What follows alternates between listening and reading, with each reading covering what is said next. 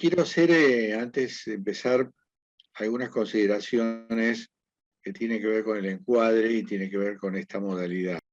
En principio, les voy a repetir lo que siempre les digo: pregunten lo que no entiendan, no dejen avanzar, anímense a preguntar, y segundo, equivóquense todo lo que puedan, porque del error se aprende.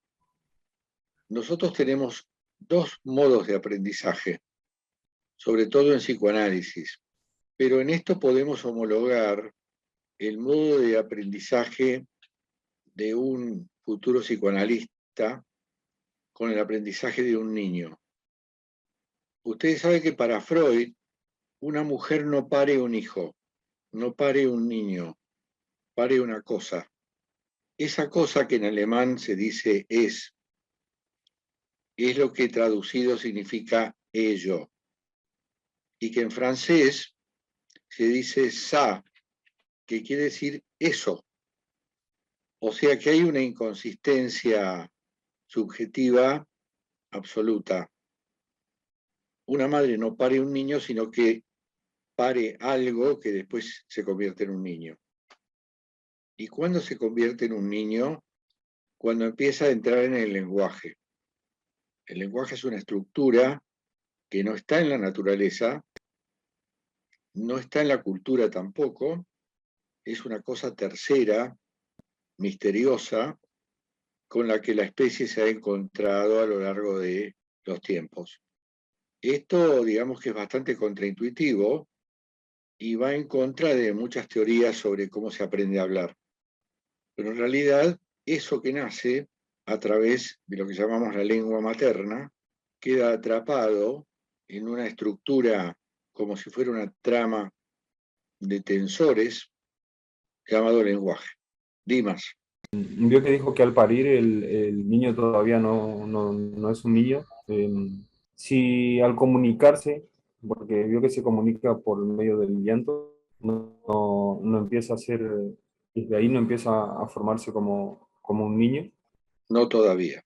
Yo te voy a decir en qué momento empieza a entrar en la categoría de niño y en qué momento empieza a entrar en la estructura del lenguaje.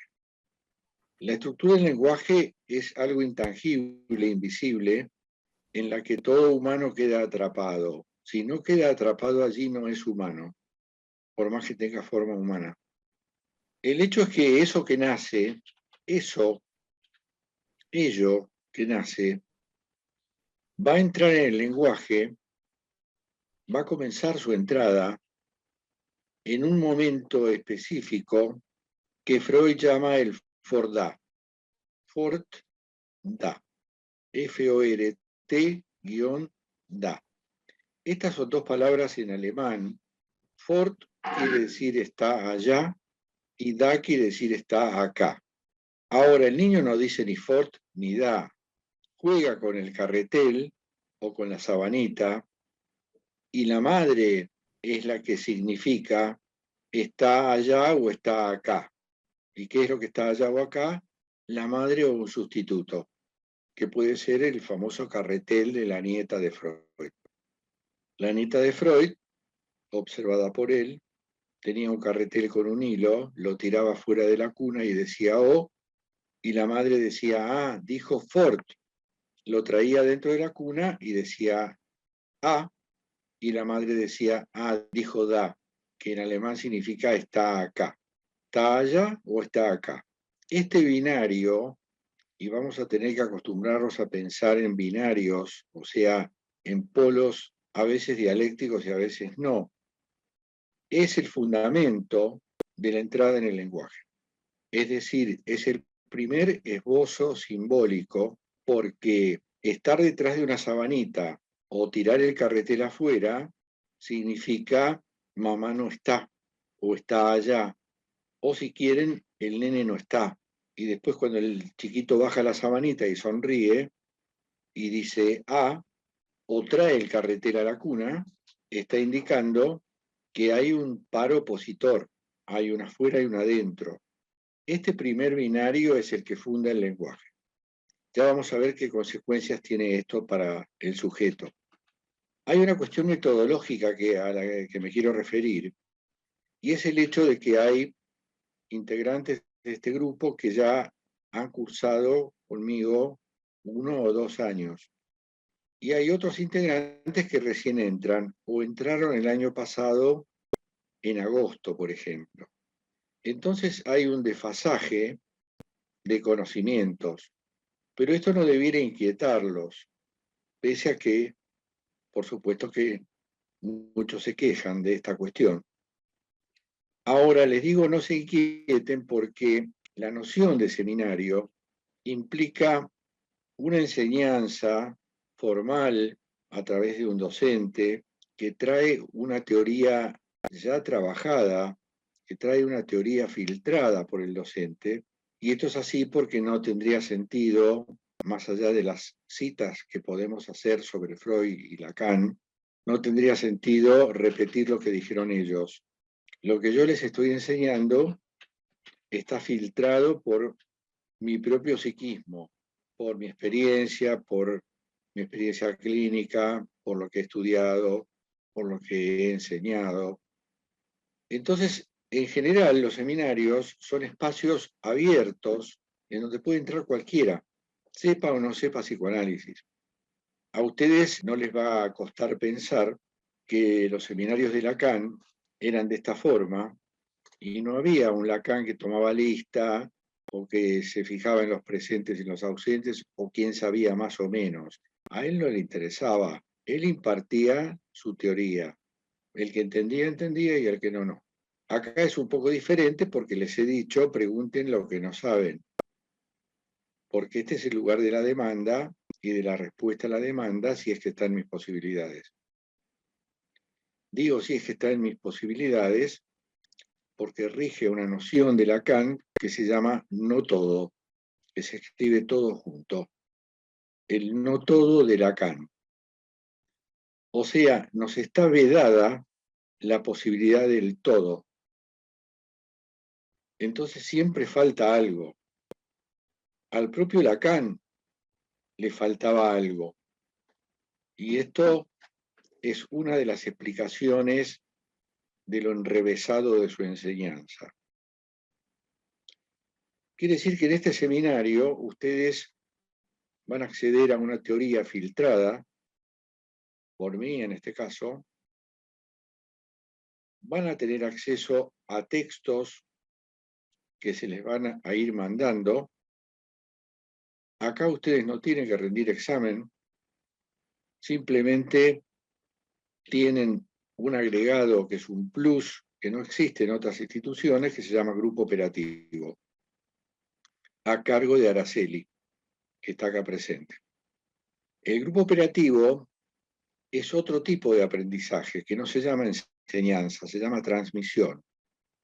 Entonces, así como a esa cosa que nace, la mamá le transmite el lenguaje de una manera atípica, informal, conversando, en análisis, y para todos aquellos que se postulen como analistas, van a tener una enseñanza aquí en la clase teórica y una transmisión en los grupos operativos, en donde Araceli, como coordinadora, va a hacer intervenciones de acuerdo a lo que vaya ocurriendo en el grupo, que son intervenciones interpretantes o señalatorias. Del mismo modo, ustedes, cuando se analizan, y espero que todos se analicen, esta es una sugerencia fuerte de la escuela, pasen por el análisis, si no, no se puede ser analista, van a recibir una enseñanza o un aprendizaje, para mejor decir, a través de las intervenciones del analista. Entonces, ustedes, sin darse cuenta, van a acceder a cómo se hace, cuál es el oficio del analista, cómo se interviene, que es el punto crítico de todo esto, cómo intervenir, qué cosas decir o no decir en un análisis. De manera que, si la gente nueva que entró a este grupo ahora y no tiene una formación previa en psicoanálisis, se ve un poco perdida por los conceptos que vamos a manejar, para ellos está el conjunto de apuntes que arrancan desde cero que uno por uno se les van a ir dando a través de lo que acá llamamos la comisión de remesas, que la maneja una persona del staff que se llama Anabela. Los otros, los que ya saben mucho de psicoanálisis, algunas cosas las van a ver reiteradas, y la reiteración es un método de enseñanza importante porque la reiteración fija los conceptos y los enriquece. Y les digo esto para que no me digan esto ya lo dijiste el año pasado, porque siempre estamos en una espiral dialéctica, o sea, nada es lo mismo, pese a que parece lo mismo. Estamos en una espiral de saltos cualitativos en términos de aprendizaje. También tienen la posibilidad, como siempre, llegado el caso, de recurrir a Araceli o a mí para una entrevista personal si surgen obstáculos, conflictos, cuestiones que perturban, vamos a decir, el aprendizaje. Por eso esta escuela es completamente abierta y libre, lo cual no quiere decir que no haya reglas. Acá hay normas concretas. Y una de las cosas que les voy a pedir a todos es que intervengan. La gente no interviene por varias razones. La primera de todas, que engloba a las demás, se llama miedo. La gente no pregunta, la gente no intercambia porque tiene miedo. Ahora, ese miedo tiene dos vertientes. Una que se llama pudor y es el hecho de resistirnos a mostrarnos porque es como desnudarse, y por el otro lado la vergüenza, que no es lo mismo que el pudor. La vergüenza tiene que ver con una falta en términos éticos o morales. Entonces aquí la falta podría ser, mejor no pregunto porque esto no lo entendí y entonces voy a quedar como un tonto o una tonta. El otro factor que tiene que ver con la no intervención es que el hablar es pulsional, o sea, responde a tendencias que llamamos pulsiones internas del sujeto, o sea, tensiones que buscan una descarga, y como hemos visto y como seguiremos viendo, toda pulsión que es una tensión de necesidad, por ejemplo, la necesidad de hablar, preguntar, porque algo no entendí, tiene una vertiente sexual. Todas las pulsiones tienen un aspecto sexual. Por eso está muy articulado con el pudor, porque hablar es como exponerse demasiado, desnudarse, como les decía, y nosotros queremos preservarnos. Lo otro que les voy a decir es que la pobreza que introduce el aula Zoom debe ser reducida, y por eso vamos a alentar a los integrantes de este grupo a mostrarse en cámara. A veces uno apaga la cámara porque no tiene buena señal el sonido si la tiene prendida. Hay otras razones, ¿no? Uno puede estar trabajando mientras escucha la clase, pero en el grupo operativo hay que intercambiar con los compañeros para conocerse, para armar los vínculos. Y en todo caso, las cámaras pueden permanecer prendidas solamente cuando uno quiere hablar, por lo menos, es lo mínimo que les pedimos. Ya tenemos una merma en el aprendizaje por el hecho de no estar todos presentes. Estuviéramos en el aula física, esto tendría mayor riqueza. Ahora, necesitamos el aula Zoom porque tiene dos ventajas. La primera es el hecho de que hubo necesidad de hacerlo porque estamos en pandemia todavía. Y la segunda es que hay muchos alumnos que no son de acá de Buenos Aires y no podrían asistir a estas clases y a los grupos operativos.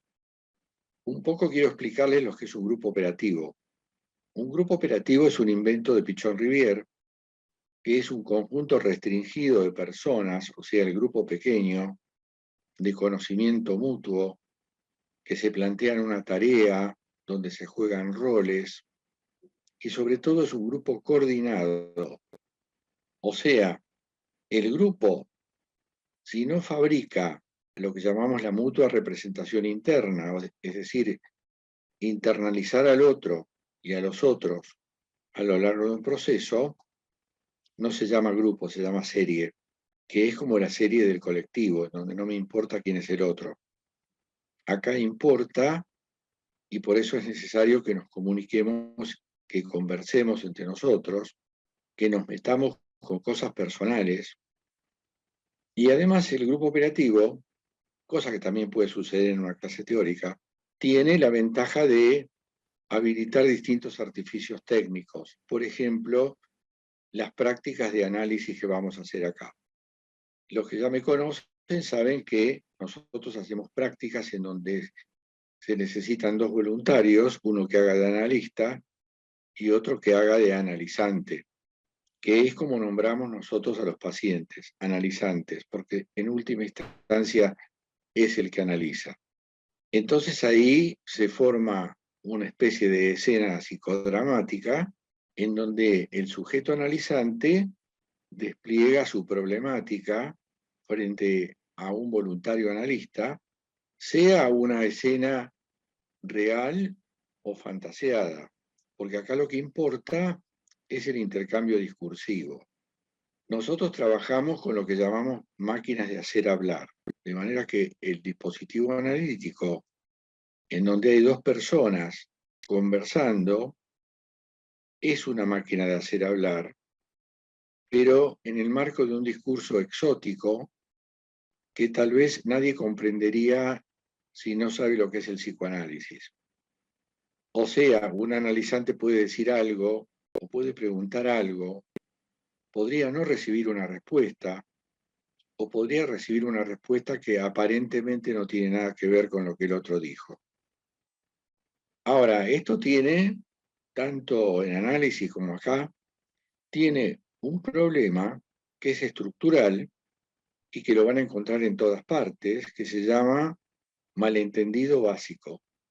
O sea, nosotros vivimos en un malentendido permanente, menor o mayor, basado en algo que se llama sobreentendido. Por eso Lacan dice vivimos en una Babel, cada uno tiene su idioma. Eso no impide que más o menos nos entendamos unos a otros. Dimas. Tengo dos preguntas. La primera, me gustaría un ejemplo de lo que es una tensión, o sea, descargar una tensión hablando sexualmente, o cómo se articula con más. Esa es la primera. Y la segunda, eh, quiero saber si, como estoy hablando del analizante, si el analizante en la medida que pasa el tiempo se puede desempeñar con facilidad haciendo sus cosas.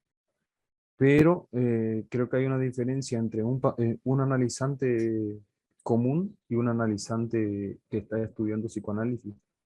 En ese caso, ¿sería igual o no?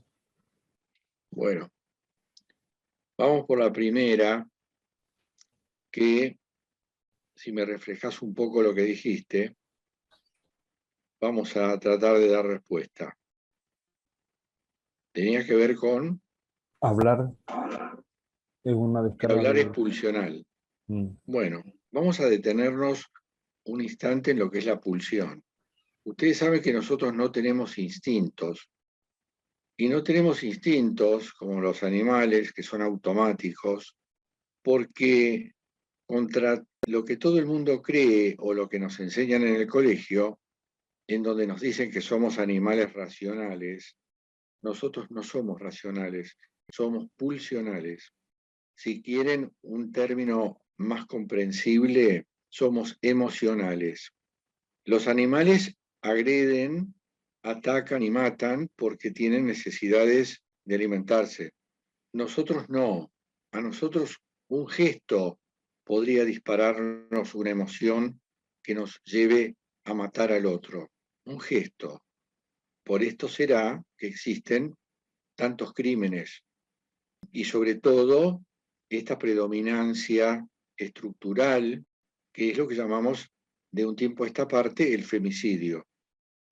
O sea, nosotros tenemos un mundo de pulsiones, es decir, tendencias basadas en tensiones de necesidad que tenemos que controlar por nosotros mismos, porque si no andaríamos por ahí haciendo la que se nos venga en gana, en cualquier nivel de lo que se trate. Esta tensión de necesidad que hace que la pulsión se descargue tiene varias posibilidades. Una de ellas es el hablar a través de la voz. No es de sentido común pensar el hablar como algo del orden sexual, pero sí lo podemos entender si entendemos la pulsión, que es algo que busca descargarse sobre un objeto. Cuando uno le habla al otro, busca una descarga. A veces no puede hablar porque esa descarga está ocluida, está reprimida o está censurada. La imposibilidad de hablar lleva a derivaciones bastante indeseables, siendo la más común el hecho de que el que no habla se enferma. Se enferma en lo somático, o sea, en el cuerpo, se enferma en lo mental, o sea, en lo ideativo, o se enferma en lo conductual. Son tres maneras de distorsión a la que nosotros llegamos por vía del hecho de callarse la boca. Por eso es importante dar curso a la palabra, pero como estamos en sociedad y estamos con el otro y a veces lo conocemos íntimamente o no, tenemos que cuidarnos qué le decimos al otro, o qué le hacemos al otro, o qué gesto le transmitimos. Porque el otro puede reaccionar de acuerdo a su decodificación del gesto o su decodificación de lo que se dice. A veces uno a alguien le dice una ironía, el otro no la entiende y reacciona con violencia. Se convierte en agresión. Es decir, una agresión es un acto en donde la palabra falló y nosotros agredimos al otro. Y tenemos un punto intermedio en donde agredimos con la palabra. Entonces, vamos acercándonos al concepto de pulsión y al hecho de por qué la pulsión tiene una raíz sexual. Porque, digamos, la pulsión por excelencia es redondamente la pulsión sexual, en donde hay una descarga a partir de una tensión que crece, un sostenimiento de la tensión y una descarga de la tensión. Ahora, nosotros nunca podremos descargar del todo las pulsiones, porque eso sería la muerte. Nosotros descargamos en la medida en que algo interno del aparato psíquico, que se llama superyo, controla nuestras pulsiones. Y a veces no logra controlarlas, o inclusive pudiera ser que las provoque, porque el superyo que tenemos adentro es una especie de padre terrible que tiene dos caras. Una cara acorde a los valores sociales y otra inversa, en donde nos ordena realizar ciertas cosas que podrían llevarnos a la muerte inclusive. De manera que todo el tiempo estamos pulsando. Freud dice la pulsión es una fuerza constante, nunca descansa, ni siquiera durmiendo, por eso soñamos, y esa fuerza constante pide ser descargada. Entonces, el hablar o el escuchar, porque a veces tenemos la pulsión de escuchar, derivada de la curiosidad infantil, del voyerismo infantil, que es una de las perversiones infantiles, tenemos la necesidad imperiosa de hablar o de oír. Ahora, hablar y oír son dos categorías que tienen que ver en parte con nuestro sistema fisiológico. Oímos con los oídos, hablamos con la voz, con la cavidad bucal, con los labios, con las cuerdas vocales, con la lengua, hablamos. Hay un proverbio hebreo que no sé si lo conocen, que viene muy a cuento porque dice, sabio es aquel que oye una palabra y escucha dos. O sea, que oír y escuchar son dos cosas distintas.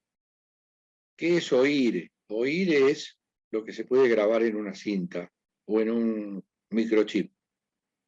Pero escuchar es una operación mental que tiene que ver básicamente con la función del analista. Aunque todos, aunque no seamos analistas, tenemos cierta capacidad de escucha en donde podemos, por ejemplo, a algo que ya me referí, entender una ironía. Entender una ironía significa oír un discurso, pero a la vez decodificarlo al revés. Alguien puede decirme, vos sí que sos inteligente, cuando me está queriendo decir que soy un tonto. Le debo a Dimas una segunda pregunta que hizo, que creo que todavía está sin responder. ¿Me la recordás, Dimas? Me preguntaba si el analista, en la medida que pasa el tiempo con el analizante, se va desprendiendo un poco, o sería como soltarle un poco la mano o sacarle el bastón para que el analizante pueda desempeñarse o pueda saber cómo afrontar lo que le está pasando. Eso me pregunto, Eso lo pero hacemos de también quiero... entrada. Eso lo Ajá, hacemos de entrada, Dimas. sí. Lo mismo con una persona que estudia para ser psicoanalista que con una persona que no va a ser analista. No, el estudiar análisis no significa nada en términos de aprendizaje del sujeto sobre sí mismo. El estudio formal del psicoanálisis es la incorporación de una disciplina compleja, llena de conceptos y demás, pero si así fuera, los analizados o los analistas estarían más curados que los analizantes. Esto no es así. Hay muchos locos por ahí que son analistas y tal vez sean buenos analistas, pero hacen cosas terribles. O sea que no es ninguna garantía. Esto es que, como decir, bueno, alguien que estudia psicología se cura por el hecho de estudiar psicología. Esto no es así. Lo que cura en análisis es otra cosa que no tiene que ver con la enseñanza. Tiene que ver con la transmisión y tiene que ver con que, por eso te dije de entrada, nosotros le sacamos al sujeto los soportes ortopédicos como quien le saca las rueditas a la bicicleta para que un chico se dé 3 porrazos seguidos antes de aprender a andar en equilibrio. No hay otra manera, no hay otra manera. Nosotros atacamos el narcisismo del yo en análisis de entrada, lo cual es, como decimos nosotros, iatrogénico, o sea, generado por el analista en términos de un sufrimiento. Pero no se puede llegar o pretender avanzar sobre una cura sin sufrimiento. Por eso un lema del psicoanálisis es el que no se deprime no se cura, porque la depresión es parte del tratamiento. Seguimos con Gustavo. Quería consultarle con respecto a la pulsión de muerte. Hace poco hubo muchos casos de muerte justamente por consumo de cocaína envenenada. O sea, ya de por sí la adicción a la cocaína, entiendo que encierra eso, pero quiero entender el yo, el super yo y la pulsión de muerte, y en este caso que hubo justamente casos de gente, individuos, sujetos que se habían recuperado de la intoxicación y al otro día volvían después de haber vuelto a consumir el mismo producto. Gustavo, las pulsiones de vida y de muerte que nosotros tenemos, que son operantes y cooperantes, o sea, no son ni buenas ni malas. Nosotros tenemos tendencias constructivas y tendencias destructivas, con nosotros y con los otros. Esto no les pasa a los animales. Y esto es porque tenemos un super yo que por un lado nos manda a cuidarnos a través de mandatos morales válidos y por otro lado nos manda a autodestruirnos a través de la droga o en el caso extremo de este chico que habiéndose salvado de la primera vez volvió a insistir con la misma droga. No sé cómo no terminó muerto. Algo le habrán hecho, lo habrán internado, no sé. Pero la tendencia humana a la autodestrucción es estructural. Sucede que está controlada. está controlada. Entonces, un neurótico cualquiera como nosotros, porque no hay un sujeto normal, nosotros somos neuróticos o perversos o psicóticos. Entonces, un sujeto como cualquiera de nosotros, llamados neuróticos, es un sujeto que sufre, es un sujeto que tiene síntomas, que tiene angustia, porque es, como yo siempre digo, un sujeto, un ser al que le falta un golpe de horno. Es decir, nosotros, habiendo pasado por toda la experiencia del grupo primario y la constitución del sujeto y demás, nosotros siempre tenemos un rasgo de inmadurez y sobre todo un rasgo infantil que deriva de las perversiones infantiles. O sea que en el fondo, si vos rascás un poquito la superficie del neurótico, te vas a encontrar con un perverso. Es decir, somos, como dice Freud, perversos polimorfos, porque no hemos superado del todo las perversiones infantiles a través de los diques sociales que nos han impuesto los padres, en el mejor de los casos, ¿no? Porque hay padres que directamente o fabrican un psicótico o instruyen a un sujeto a la perversión porque ellos mismos son perversos. Hubo una época en que un chico que salía a robar y escapaba, era la propia madre la que lo entregaba a la policía. Hoy en día, cuando pescan a un sujeto que mató, que violó, lo que fuere, o sea, un psicópata, un perverso psicopático, van a ver que sale toda la familia a defenderlo y a quemarle la casa a la víctima.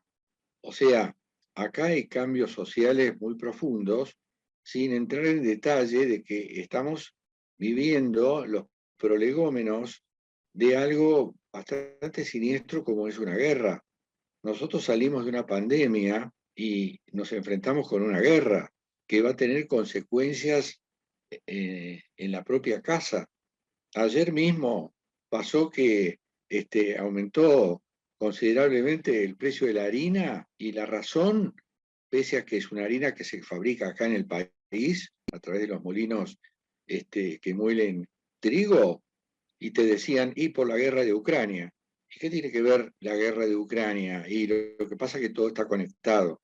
Entonces, por las dudas, ahí aparece un aspecto perverso del sujeto y yo me cubro, por las dudas me cubro. ¿Y cómo me cubro? Bueno, aumentando el precio, poniéndome de acuerdo con los otros molinos, porque acá está lleno de monopolios, para que la harina suba, entonces el pan vale el doble y cosas por el estilo. O sea, preparémonos para cosas así. Estamos en una situación que no terminamos de salir de una y entramos en otra. Esto habla de la perversión del sujeto, no solamente de que tenemos rasgos perversos, sino que tenemos un núcleo perverso y también tenemos un núcleo psicótico. Pasa que a veces pasa inadvertido durante toda la vida, pero en la constitución del sujeto, si recordamos los escritos de Melanie Klein, cuando habla del bebé en la posición esquizoparanoide, ahí tenemos un bebé psicótico, un bebé con un yo desarmado en dos, uno bueno y otro malo, que tiene enfrente un objeto también desarmado en dos, o bueno o malo. Después, cuando pasa a la posición depresiva, unifica el objeto y unifica el yo. Por lo tanto, el yo es un objeto de instalación tardía en el sujeto. Así que la pulsión de muerte está siempre a nuestro lado. No es una mala palabra, es algo constitucional. Nosotros todos tenemos ambas pulsiones. Cuando se hipertrofia una de estas pulsiones, como es la de muerte, entramos en una vía que puede ser disparatada, como podría ser la drogadicción, como podría ser los actos psicopáticos, o los actos autodestructivos, o destructivos del otro. Entonces, nosotros tenemos que profundizar en esta cursada una enorme complejidad, cual es la de la mente humana. La mente humana es algo enormemente complejo que no ha terminado de ser desentrañado.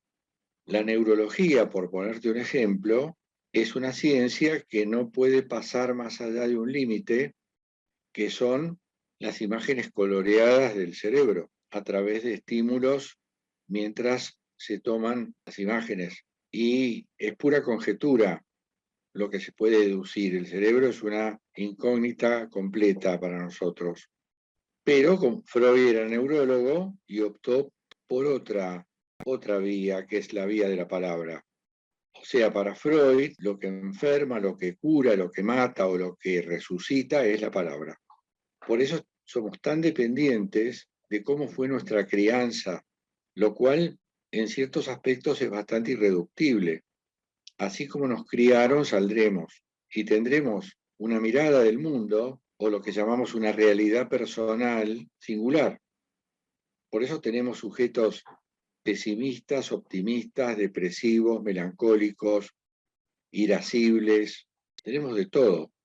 El asunto es que cuando esto se vuelve un problema para el sujeto, en el sentido de que le entorpece los vínculos, le entorpece el trabajo, le entorpece el amor, entonces hay que recurrir a una terceridad que es lo que llamamos tratamiento, que para nosotros es el psicoanálisis.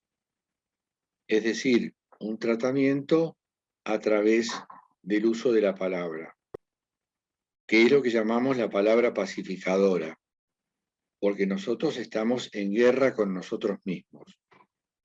Lo principal que tenemos que pensar para seguir adelante es que, contra toda evidencia, nosotros somos sujetos divididos entre un yo y un inconsciente. Y uno con el otro no tienen nada que ver, tienen lógicas diferentes.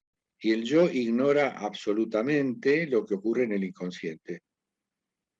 Ahora, el inconsciente existe porque se manifiesta en forma indirecta, a través de síntomas, sueños, actos fallidos, fantasías. Y por eso tenemos que acceder a él en forma indirecta también. Cuando un sujeto habla, el analista se pone en sintonía, el analista oye un discurso que siempre es un discurso sujeto a sospecha, porque el yo es mentiroso, pero no porque se le ocurra mentir, sino porque desconoce en el fondo cómo son las cosas y cómo es él mismo. Por eso Lacan dice el yo es el lugar de la ignorancia. Entonces, en el análisis, nosotros podemos desbloquear algunos elementos que no debieran estar en el inconsciente y que por estar allí producen elementos sufrientes en la superficie y pasarlos a la conciencia. Otra manera de decirlo es, estamos divididos entre saber y verdad. ¿Cuál es la verdad? La supuesta verdad del yo, que llamamos realidad, que no es igual para todos. Por esto de las miradas. Alguien que tiene una mirada pesimista o depresiva no vive en un mundo como el que vive desde una mirada optimista o alegre, vamos a decir. Entonces, el proceso analítico es un proceso de deconstrucción de algo que viene de la infancia, de los mandatos, de los discursos del amo, de los padres, discursos que en la infancia no pueden ser desmentidos, no pueden ser puestos en cuestión, pero cuando uno crece, está en posición de ponerlos en cuestión. La primera alarma que suena en una familia para la puesta en cuestión de esos discursos es la adolescencia. En la adolescencia, que es un cambio importantísimo en la vida del sujeto y es un cambio crítico, o sea que hay crisis, el sujeto empieza a cuestionar los valores de los padres. Valores que se transforman en teorías sobre cómo funciona el mundo. Y con esas teorías un chico interpreta el mundo y tiene una conducta determinada. Ahora, cuando uno se lo empieza a cuestionar desde un lugar de cierta orfandad, podemos llegar a encontrar a un adolescente que opta, por ejemplo, por la droga. Ahora, si reducimos esa condición de orfandad, por ejemplo, a través de un análisis, u otros mecanismos, por ejemplo, un chico en el colegio que ya tiene 13, 14 años y que encuentra en un profesor un mentor, un guía, alguien que le merece confianza. Bueno, entonces tendrá una visión diferente de la vida, aún siendo crítico de los discursos de los padres. Hay sujetos, por ejemplo, que están imposibilitados de derribar esos discursos, sobre todo los obsesivos graves. Están tan controlados por un superyo poderoso que son incapaces de poner en cuestión lo que dijeron los padres. Aunque hayan sido barbaridades, siempre tienen alguna variante para justificarlos. Ahora, lo que pretende el análisis es poder apropiarse del poder de crítica y, en todo caso, ya que no se puede vivir sin discursos del amo, establecer qué discursos del amo son más provechosos para mi proyecto, si es que tengo un proyecto, porque otro de los motivos del análisis es el de aquel que carece de proyectos. Recuerden ustedes que para Freud el sujeto menos anormal de todos, porque todos somos anormales, es el que logró 4 cosas, 4 capacidades: amar, trabajar, tener humor y tener creatividad. Con esos 4 elementos estamos hechos. No siempre se logran. Hay gente que le va muy bien el trabajo, pero está imposibilitado de conseguir pareja. Hay gente que no tiene sentido del humor, hay gente que no tiene un ápice de creatividad. Por eso para Freud, de las 4 patas, las 2 más importantes son amar y trabajar. Es decir, poder proyectarme para después tener un otro o una otra para formar una pareja en el marco de una relación amorosa, y además trabajar porque vivimos en un mundo en donde no se puede no trabajar. Nosotros vivimos en un tipo de capitalismo que se llama capitalismo tardío, en que el que no trabaja no come o está mantenido. Hay muchos chicos en edad adolescente cuyos padres les han impedido la posibilidad de trabajar por una cuestión de sobreprotección. Y recordemos ahora que la sobreprotección es una de las formas de maltrato infantil. Toda vez que yo cuido demasiado a un chico porque tengo miedo que le pase algo, lo estoy estropeando. O sea que el cuidado de los chicos tiene un límite, tiene un encuadre. Nosotros tenemos que permitirles arriesgarse, como en el caso de la bicicleta a la que le saqué las rueditas. Ahí estoy seguro que se va a pegar 3 palos contra 3 árboles, pero eso está previsto en el aprendizaje de la bicicleta. No puedo, en función de mi temor de que se lastime, dejarle las rueditas atornilladas, porque esa es una forma de maltrato. O impedirle que se junte con otros chicos, o impedirles que se abran solo su camino en alguna actividad, o impedirle tener pareja, cosa que es bastante frecuente, aunque no lo parezca, pero yo creo que conociendo un poco cómo es el mundo duro en que vivimos, podemos aceptar que estas cosas suceden. A mí cuando me traen un chico, sobre todo adolescente o menor, para analizarse, porque los padres creen que el problema es del chico, lo primero que les digo es, el problema son ustedes, analícense ustedes, después vamos a ver qué hacemos con el chico. Los hijos son los síntomas de los padres, son el resultado de una combinatoria que va pintando obsoleta, que es el matrimonio hasta que la muerte los separe, y que va siendo reemplazada en el tiempo por otras formas de vinculación. Bueno, hasta aquí llegamos con el horario. Ustedes ahora pasan a un break y después a un grupo operativo. Les aviso que vamos a hacer prácticas de la función, en donde va a haber analizantes y analizados dramatizando escenas que van a ser supervisadas, que es una forma de aprendizaje. Y los invito ahora, antes de despedirnos, si alguien quiere decir algo sobre esta primera reunión que hemos tenido, que lo pueda decir, que si tiene alguna crítica la pueda formular y que si le gustó que lo pueda decir. Sí. Quería saber el concepto de, si se puede resumir en breves palabras, de la transferencia en el psicoanálisis. La transferencia no es solamente del psicoanálisis, se da entre las personas. Cuando vos conoces a alguien y te cae de alguna manera, bien o mal, eso es transferencia, que es lo que llamamos transferencia imaginaria. Vos conoces a alguien, te gusta, no te gusta, te parece que es un buen tipo o no, te parece que podrías llegar a tener una amistad con él o no. Son todas proyecciones personales inconscientes sobre el otro y a eso le llamamos transferencia. Ahora, en análisis, tiene que haber una transferencia positiva para que arranque un análisis. Transferencia del paciente y transferencia del analista, que se llama contratransferencia. Es decir, es algo de mutua elección. Nosotros no analizamos a cualquiera que se nos presenta y pide análisis. A través de las entrevistas preliminares determinamos si lo podemos analizar o no. Si tenemos esa contratransferencia positiva necesaria y si la tiene el otro, que no siempre se da. Hay gente que viene muy defendida al consultorio, muy esperando cosas como terribles, y tal vez ahí se establezca una transferencia negativa. Entonces no hay posibilidad de inicio de análisis. Ahora, lo primero de todo análisis, yo diría de todo vínculo, pero vamos a puntualizar en esto. Lo primero de todo análisis es justamente la transferencia.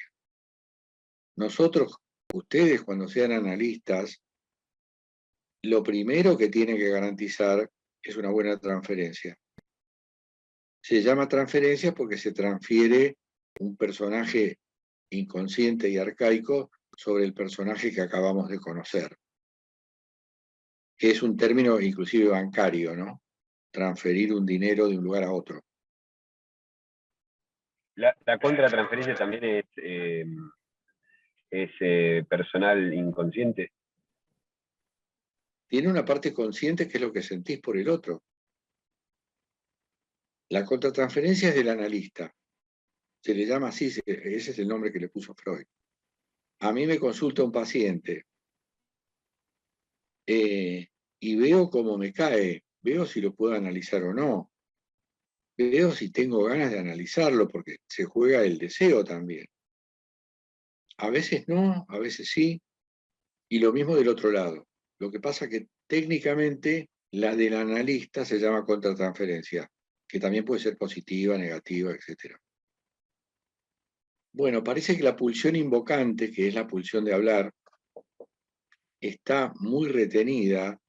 No sé si será por factores sexuales o por pudor o por vergüenza. Claudia.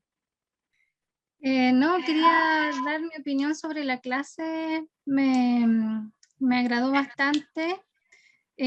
Claro, da muchas ganas de seguir profundizando, creo, como de seguir preguntando, pero me imagino que en las próximas sesiones podremos ir como retomando algunas cosas, pero me gustó bastante, eso quería expresar. Bueno, te agradezco mucho. Bueno, yo también. Gisela. Sí, bueno, yo soy nueva y la verdad que me agradó mucho, se entiende perfecto, y he tomado nota y me gusta muchísimo, así que más que agradecida. Bueno, gracias a vos. Gracias, gracias. ¿Alguien más? ¿No tiene ninguna crítica? Bueno, Cristina. Ahí sí, estaba tratando de poner la mano antes de hablar. No sé si se me escucha porque estoy sin una vincha. ¿Se escucha? Sí, sí te No, la escucho. verdad, a ver, para los que ya venimos hace un año, está buenísimo porque es verdad, esto de la repetición hace que uno, es un método de aprendizaje y está buenísimo. Justo ayer empezamos, así que está como el encuadre es muy parecido a lo que vimos ayer, pero lo que está bueno, a mí como que me desarma y me dan ganas de preguntar, y después digo, no, tengo que esperar como para ir desarrollando temas, es cuando vos hablas de que en la adolescencia se ve en realidad lo que faltó o la sobreprotección, y yo tengo hijas en edad adolescente y digo, ay, le preguntaría tantas cosas porque en realidad yo sé que me la mandé, tipo, yo trato de ser como bastante abierta, siempre fui como muy pensante y racional al momento de bajar línea, de como de hablarles un montón, de ser, más allá de ser la mamá y poner límites, ser bastante compañera y empática con las distintas situaciones que le van pasando, pero después digo, wow, sí, fui súper sobreprotectora. ¿Dónde pobres van a tener, dónde van a hacer la carne de Iván de todo lo que uno fue trabajando en su propia terapia? Entonces como que me pasa eso, pero después digo, también tengo como que ir con el tiempo de lo que vamos viendo para ir entendiendo por qué mis hijas no reaccionan. Por lo menos trata de que esas terapias las paguen ellas. Traté de ser la antítesis de mi mamá, como que ser muy transparente, no sé, cuando me separé explicarles por qué, como que todo como muy sin consensuar, porque me doy cuenta que uno consensuó cuando eran chiquitos un montón. ¿Te querés bañar ahora o en un rato? A mí mi mamá no me preguntaba si me quería bañar ahora o en un rato, era la hora de bañarse, se terminó, esta cosa de consensuar, pero sí de explicarles, me separé por esto, y a veces digo, wow, tanta protección, ¿dónde las maté? Y esto de que vos decías que en la adolescencia confrontan con uno, las mías todavía no confrontan, entonces yo digo, wow, ¿cuánto mambo tendrán que ni siquiera me pueden discutir? Como que me preocupa eso. 16, cumple 17 ahora y 19. Wow. Claro, es como que... Flor de wow. edades. Sí. Y nunca confrontaron, digo, pobrecita, re carne de Dios, pero bueno.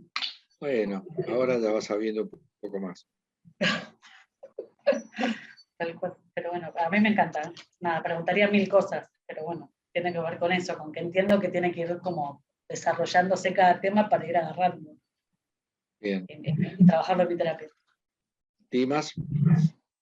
Una observación, profe. Cambió de lugar el cuadro.